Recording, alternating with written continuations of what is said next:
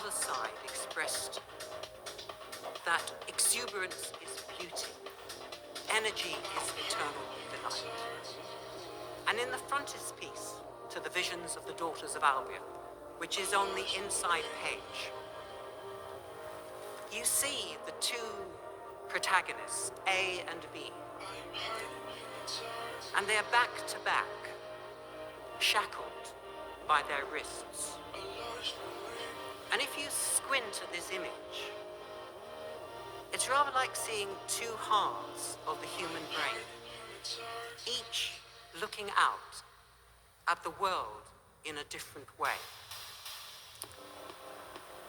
That may be a little fanciful, but Blake himself was interested in the anatomy of the human brain. And we know that he read Spurzheim's book on insanity. He annotated it. And Spurzheim was one of the early anatomists of the brain. And he would dissect it, and he would slice it into multiple laminates so he could investigate the human brain. And I often think during Blake's life, he did exactly the same. He took out his brain and he sliced it. Because Blake made his illuminated books out of copper plate. There would be the Songs of Innocence and Experience, 54 burnished, glistening copper plates. Or Milton with 51 of these thin copper plates. Or Jerusalem with 100. And they would be stacked in his room. And if you think of the volume of these plates, they are the volume of a human brain. So I like to think, when I sit in Blake's room, that there is his brain. He looked at it during his lifetime. But it was not a regressive view of the brain. His copper plates were full of images and texts, myths and imaginations. The Infinite Brain and the Narrow Circle. It's a great pleasure to introduce Ian McGilchrist. Ian began in literature, English literature, at Oxford and became a Fellow of All Souls. And then after studying psychology and philosophy, he moved into medicine and then excelled in that and became a Fellow of All Souls in medicine. And then he moved from medicine towards psychiatry and into brain imaging. And now he is trying to do something very Blakey, to try to combine all these disparate elements. Does the brain form our culture, or does our culture form our brain? Can one get a unified view of the world through looking at literature, culture, medicine, brain science? And how is it that this informs our lives today? And so it's with great pleasure for the 2016 Blake Society Annual Lecture that we have Ian McGilchrist.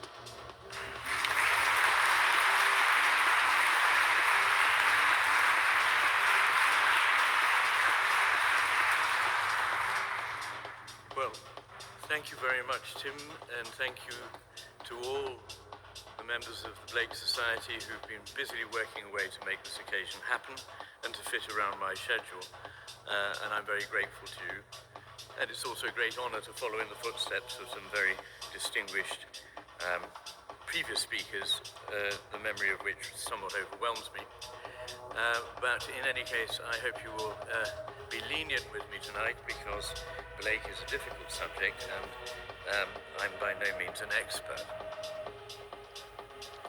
The title page of Blake's great prophetic book, Urizen, bears the caption, "Which is the way, the right or the left?" What does this mean? The accompanying image shows the god Urizen inscribing with each hand at once, In his left hand, what seems to be an engraving tool, and in the right hand, a pen. This image of a duality that is laden with import is right there at the head of his work and at its heart, and, as I shall suggest, in the brain. I'm aware that I'm speaking in the presence of many people who will know a lot more about Blake than I do, especially that of Roderick Tweedy, whose superb book, The God of the Left Hemisphere, is the best book about Blake I've ever read or expect to read. Extraordinarily enough, he was writing primarily about Blake, but perceiving that this had something to do with brain asymmetry, while I was writing a book about brain asymmetry, perceiving that this had something to do with Blake. Yet neither of us was aware of the other's work until my book was published and Rod's book almost finished. Symmetry and asymmetry, a theme of my talk. My consciousness of speaking in front of the experts is compounded by awareness of how devilishly difficult it is to say anything about this otherwise angelic poet. Possibly only Nietzsche is comparable in this respect. It's possible to find support for almost any point of view and its precise opposite in either of them. Except about machines. Both were rightly of the view that machines were and are infernal. Blake was appalled by the treatment of man as a machine. There ever live a man less straightforward than William Blake. A man not forestalled by predecessors, nor to be classed with contemporaries, nor to be replaced by known or readily surmisable successors, according to the 19th century critic William Rossetti. In other words, what we would call a one-off. At times very funny, at times prickly and not a little paranoid, he portrayed his benefactor, the poet Haley, who literally saved his life, as Satan in his poem Milton. At times a visionary, at times grandiose, at times domestic and comforting, at times touchingly humble, at times cosmic and as deeply unsettling as the invisible worm in the heart of the rose, at times as lapidary as a late Roman epigraph, at times subject to bouts of logorrhea. Which reminds me of his wonderful remark about the preface to Wordsworth's Excursion, namely that it caused him a bowel complaint of which he nearly died. There's something very funny as well as marvellously concrete and embodied about this remark. Apparently, he meant it in all seriousness, and he also hugely admired Wordsworth. All that is pure Blake. There seem to be so many contradictions. Or so it might appear to your left hemisphere, the hemisphere of either or, of black and white, and Blake was never one for that. First, let me explain a bit about why the brain is so fascinating in its relationship with Blake's poetry. There's nothing reductive in what I'm going to say. Everything we experience has its brain correlates, and in itself it's not particularly illuminating to draw attention to them. There was terrific excitement in the papers, you will remember, when they discovered the brain circuit that lights up when you fall in love. What a relief! Until that moment, we weren't sure whether people really fell in love or not. No, this kind of so-whatery is not what I'm here to talk about. It's something much more remarkable. A highly perceptive poet whose imagination was enormously rich and unconventional, Blake seems to have had an intuitive awareness of the functioning of his own brain, as possibly did Milton, from whom Blake learned so much. In particular, Blake seems to have been aware of the conflict between two ways of conceiving the world, each associated with one of the two cerebral hemispheres. In a book called The Master and His Emissary, The Divided Brain and the Making of the Western World, I put forward a hypothesis about the difference between the hemispheres. By one of those odd serendipities, it happens to be on sale for a pittance at the side of the church here, and probably proved the best investment of 10 quid you ever made. This topic has been the subject of interested speculation since at least the 3rd century BC. Things took a leap forward with the first so-called split brain operations, in which the corpus callosum, the band of connecting fibers near the base of the hemispheres, is severed. Pioneered by Roger Sperry and Joe Bogan in California in the 1960s, this was a life-saving procedure for people with intractable epilepsy, and it earned Sperry a Nobel Prize. It was also a very interesting experiment with human nature. Some of the results were surprising. It was remarkable how very normal people were following the procedure, with some interesting exceptions in the post-operative period. But even more extraordinary was that it gave us a way of interrogating each hemisphere on its own, showing them to have different characteristic ways of thinking, feeling, and being, with different temperaments, goals, and values. Some generalizations were made, which you will probably be familiar with, because they've gone into pop culture, not to mention management seminars and car ads. By the way, I'd like you to put everything you've ever heard about the hemispheres out of your mind, because it will automatically almost all be entirely wrong. The left hemisphere was said to be boring.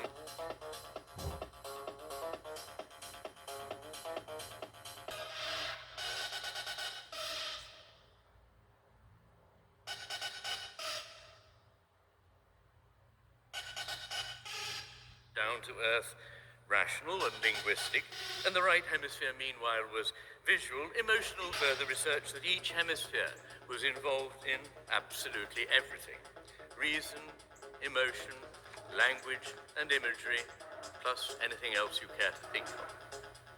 The subject was abandoned as a bad job. There simply was no difference in what the hemispheres did. If, as a neuroscientist, you said that you were still interested in lateralization, your colleagues' eyes glazed over with a mixture of boredom and pity. However, this assumption that there was no difference was itself deeply unscientific. For one thing, why would evolution have equipped us with an organ whose only purpose was to forge connections, but which was massively divided down the middle? Not only that, but the corpus callosum, the band of fibers at the base of the brain that connects the two hemispheres, started off in evolution as a facilitator. But more recently, it has become smaller in relation to the rest of the brain and become increasingly inhibitory in its function, as though it were keeping two spheres of consciousness separate from, though of course still connected to, one another. Then the hemispheres are predictably physically asymmetrical in everything you care to measure, almost without exception. Added to which, every clinician knows that the stroke or other brain injury has very different consequences, depending not just on the site, but on the side of the injury. So how had we got it so badly wrong? Well, we'd ask the question you ask of the machine: what does it do? And the answer came back, in each case, everything. So there was apparently no difference. But a brain is better understood as part of a person than as part of a machine. And if we'd ask the question you ask of persons, in what way, in what manner, to what end did they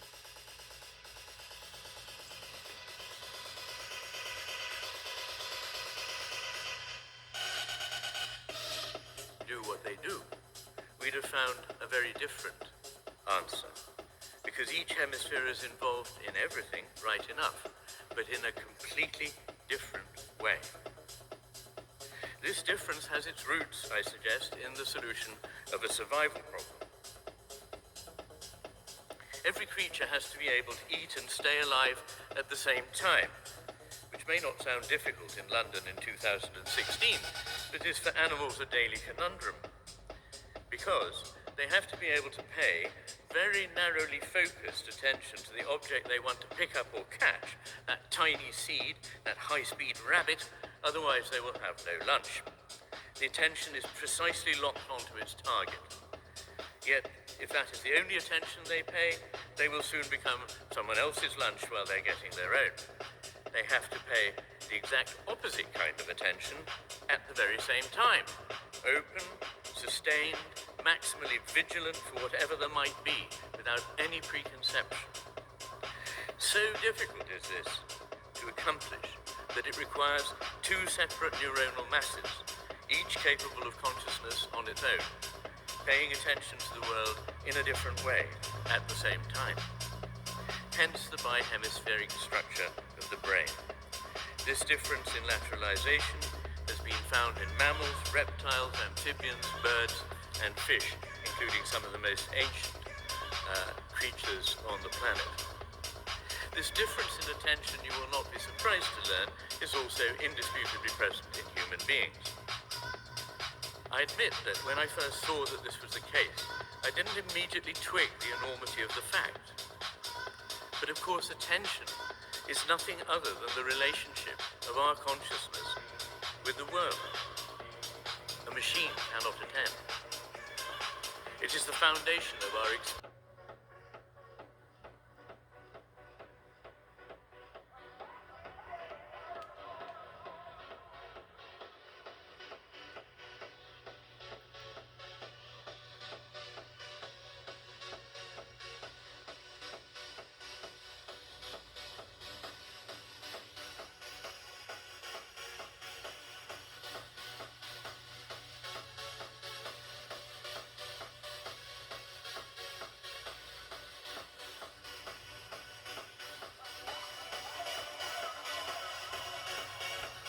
The type of world we experience depends on the type of attention we pay. We've come across one example already. See the brain as a machine, and you're blind to seeing what seeing it as part of a living person would reveal. Another forms the substance of one of Blake's most memorable remarks. What, it will be questioned, when the sun rises, do you not see a round disk of fire, somewhat like a guinea? Oh, no, no, I see an innumerable company of the heavenly host crying, Holy, holy, holy is the Lord God Almighty. Vision is not innocent. We always see each thing as a something that we expect to see. And depending on the model we choose, our vision of the world is deeply, very deeply changed. Here I can only give the briefest of summaries of 20 years of research. The argument, together with the 2,500 papers on which it's based, and an exploration of its significance for the history of Western culture, is to be found in the Master and His Emissary. The attention of the left hemisphere is narrow, targeted, piecemeal, isolative, producing a world of tiny discrete fragments, each appearing certain, static, and unchanging. Particles which could, so it seems, be put together, like bricks building a wall or cogs making a machine to produce something of use. It has designs on the world. Its interest is in skillful manipulation. It is, after all, the part of the brain that governs the grasping right hand, which for most of us is our chief manipulator of the environment. And it controls the part of language that helps you grasp things, as we say, or pin them down. It's a world of lifeless things from which we are detached. It is very simple, but therein precisely lies its usefulness. It bears the relationship to reality that a map does to the world it maps. It's a bureaucrat's dream. The left hemisphere is, in other words, a valuable servant, but a very poor master. For that it would need to see and understand much more. The right hemisphere, meanwhile, sees the whole breadth of the picture in a sustained and continuous way. This is an entirely different experiential world, one in which we are involved with, affect, and are affected by everything through the sheer fact of our relationship with it. It is indeed a world primarily of relationships, in which the things themselves are never wholly separable from the context in which they live.